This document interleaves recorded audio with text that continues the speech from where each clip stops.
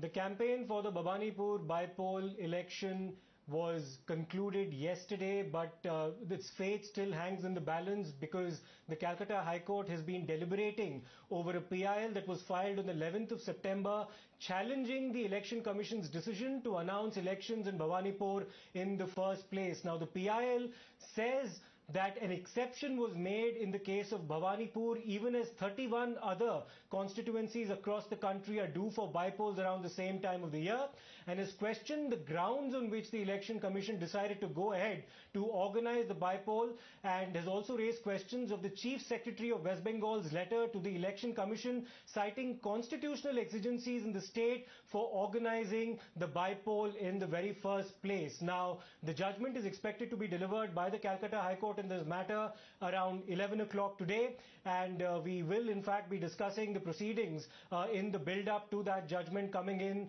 an hour from now. We're joined by Tamal Saha for the latest. Now, Tamal, we're expecting the judgment to be delivered around 11 o'clock, and the petition was filed in this particular matter as far back as the 11th of September. The judgment is now held in reserve. But what has particularly been the Election Commission's response to the petition that has challenged their decision to hold the bypoll in the first place? Well, first of all, the Election Commission all along has maintained that the judiciary doesn't really have the powers to interfere into the Election Commission's role of functioning, and it could be Election Commission's sole discretion as whether the elections have to be conducted or not, and they have cited Supreme Court judgment with that regard. However, the critical aspect of this entire hearing and the matter had been those two words which you have just mentioned, constitutional crisis. Now, those are the two words which found a mention in the letter, in the response of the Chief Secretary of State of West Bengal given to the Election Commission when Election Commission had sought information from the respective states where bypolls are either pending or polls are either pending. And that was vis-a-vis the COVID situation on the ground, as whether the environment is conducive enough to hold elections or not, to which the Chief Secretary had informed the Election Commission that yes, the COVID situation is under control. This is the best time to have all the bypolls getting done at the earliest, and also had specifically mentioned about Bhawanipur bypolls because Mamata Banerjee, the current Chief Minister, wanted to contest from Bhawanipur, and we all know that by 5th of November she has to come back to the Chief Minister's office after winning an election, after becoming an MLA in the State Legislative Assembly. So the fact that those two words have been mentioned became the contentious point, because the argument had been as how come a party with a majority can still sink into a constitutional crisis or can actually lead a state into constitutional crisis when they have the majority, and why should it be revolving around one individual? The acting Chief Justice of Calcutta High Court had even suggested as whether it doesn't involve exchequer's money or if this is wastage of money, and why should one individual, because of one individual, bypolls have to be held, and why not elections otherwise at other places.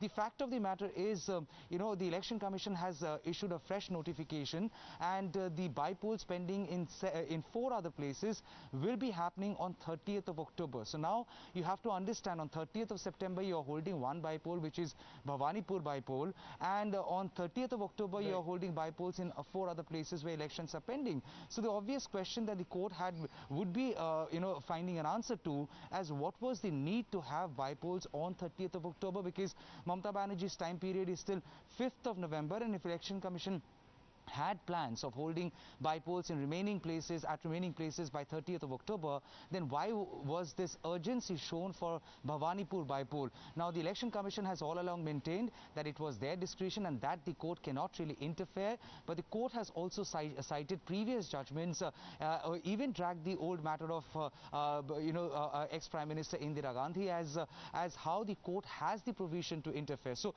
basically the contention is the Election Commission notification, which has considered the response of the Chief Secretary, suggesting that the state would be sinking into constitutional crisis if Mamata Banerjee doesn't come back to the Chief Minister's office as an elected MLA. And now, whether that Election Commission's notification, which has acknowledged that, can be considered any further is something we have to wait and see. Nobody per se had argued that election should not happen. The court has not observed that election should not happen. But the critical point is, at this juncture, in 2 days from now, on September 30th, you have the bypolls. If today the court wants a fresh notification or wants the old notification to be corrected, tweaked, and a fresh notification have to be issued, in that case, can the Election Commission issue a fresh notification in 2 days' time and then hold the bypolls on 30th of September?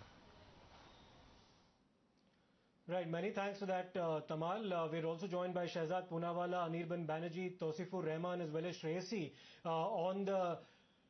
on the panel for the discussions and the build-up to, of course, the verdict that will be delivered around 11 o'clock. Shreyasi, coming to you now, how are the political parties in the fray in the Bhawanipur bypoll contest reacting to these developments? Is there tension in the build-up to that judgment that will be delivered at 11 o'clock?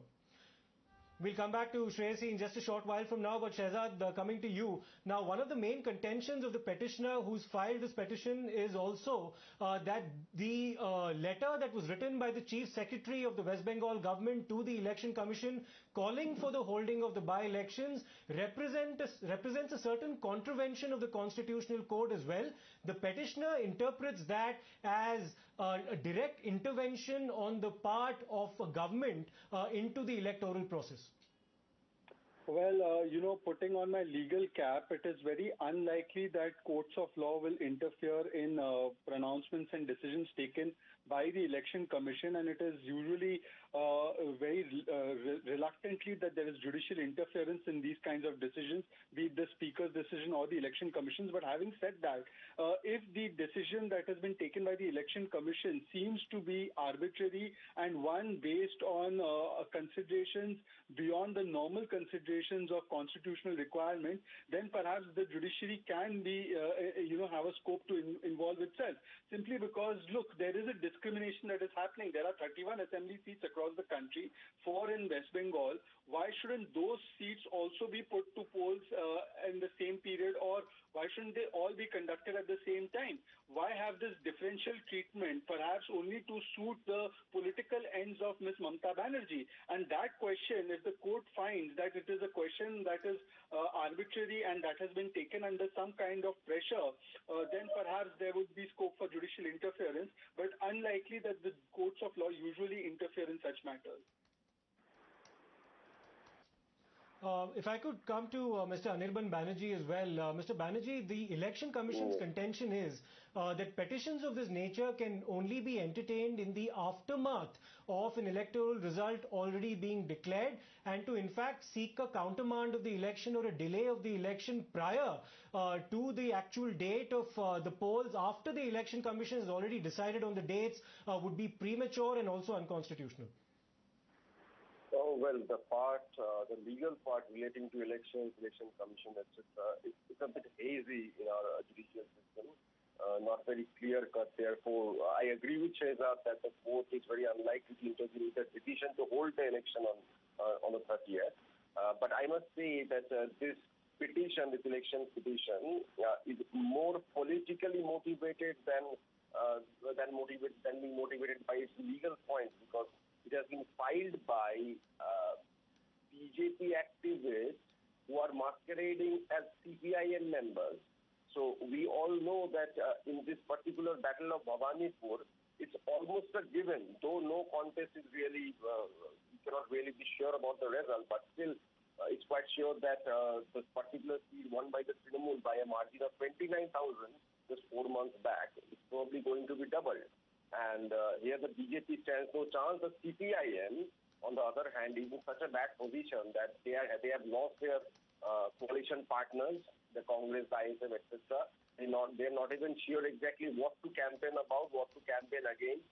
Therefore, they have simply filed this petition based on political motivation. And even though the court has entertained this petition, I think there will be no judgment that is going to stop the election on the 30th.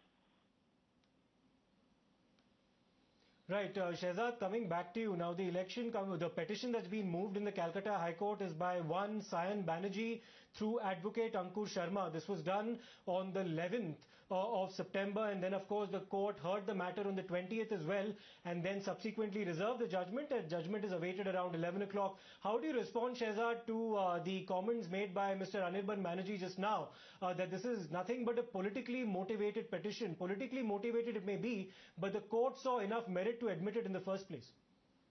Absolutely. It would not be right on anybody's part to impute motivations because when you say that, then you are actually alleging that the court, in fact, considers this petition despite it being a politically motivated petition.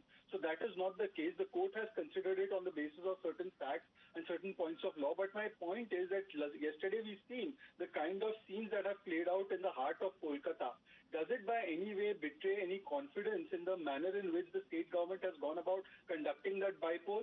Does it seem that there was a free and fair election? The manner in which the opposition leaders, their voices were being stifled, the manner in which they were being threatened, it seems that this election seems to be more suited to the political needs and considerations of one person who lost her election in Nandigram. Right, Shehzad, I'll just have to interrupt you there. We have to slip into a very short break now, but we'll continue this discussion with the build-up to that judgment awaited at 11 o'clock in a short while from now. Stay tuned.